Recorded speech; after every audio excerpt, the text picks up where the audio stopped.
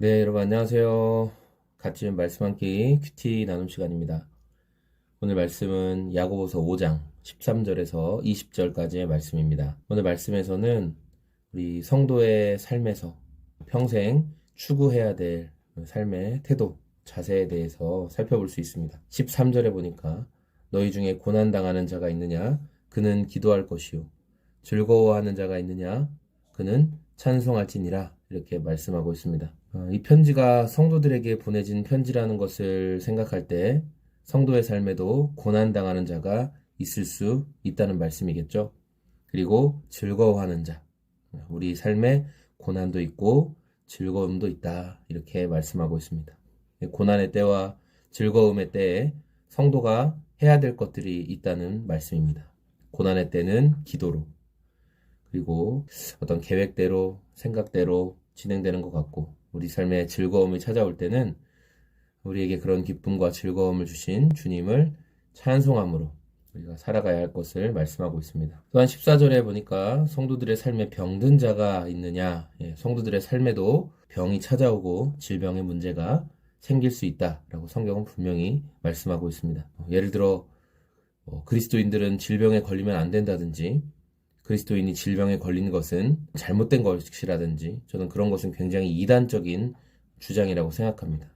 성경은 분명히 성도들이 괴로움과 어려움과 또는 질병과 여러 가지 문제를 겪게 되는, 세상을 살아가면서 그런 문제에 노출되어 있고, 여러 가지 이유들로 인해 하나님의 연단의 과정일 수도 있고, 자신의 몸을 잘 돌보지 못해서 일어나는 일일 수도 있고, 그렇게 질병과 어려움이 생긴다. 그런데 그때 교회의 리더들이, 그러니까 공동체가 함께 외면하지 말고 기도해 줄 것에 대해서 말씀하고 있습니다. 15절, 믿음의 기도는 병든 자를 구원하리니 주께서 그를 일으키시리라. 혹시 죄를 범하였을지라도 사하심을 받으리라. 하나님께서 함께하는 공동체의 기도 가운데 어떻게 일하실지 모르기 때문에 기도해야 된다 말씀하고 있죠.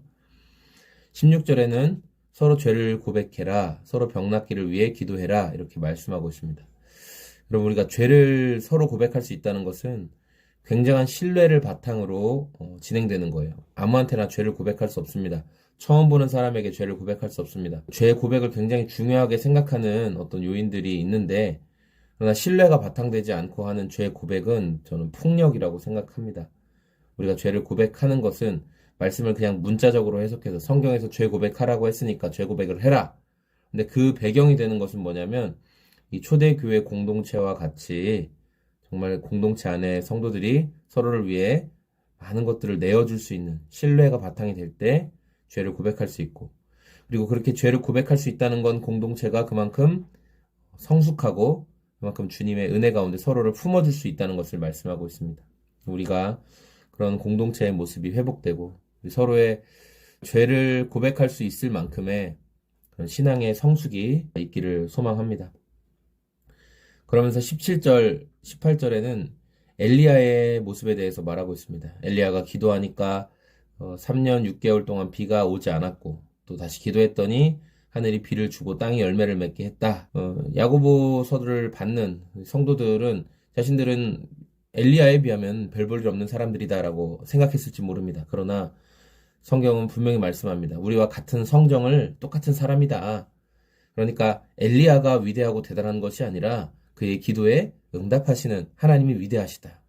너와 엘리야는 똑같이 그 위대하신 하나님을 믿고 있다. 우리는 그 위대하신 하나님을 믿고 있는 사람들입니다. 오늘은 2021년도의 마지막 날입니다. 여러분, 2021년도를 마감하며 또 2022년도 새해를 기대하며 저 여러분들이 놓치지 말았으면 좋겠는 것은, 우리가 믿고 따르며 신뢰하는 그 하나님이 위대하신 분이라는 사실을 우리가 기억하고, 또 우리 삶에 어떠한 상황, 고난당하는 상황 또는 즐거워하는 상황, 어떠한 외적인 상황에 의해서 우리가 흔들리지 않게 도와주시고, 어느 때에도 그 위대하신 하나님, 하늘의 문을 닫기도 하시고 내리기도 하시는 그 위대하신 하나님을 더 신뢰하고 의지하는 저와 여러분의 평생의 삶이 되기를 소망합니다. 네, 한 해 동안 같이 말씀 한 끼를 사랑해 주시고 또 시청해 주신 모든 분들 또 감사하고, 여러분의 삶의 자리에 하나님의 풍성하신 사랑과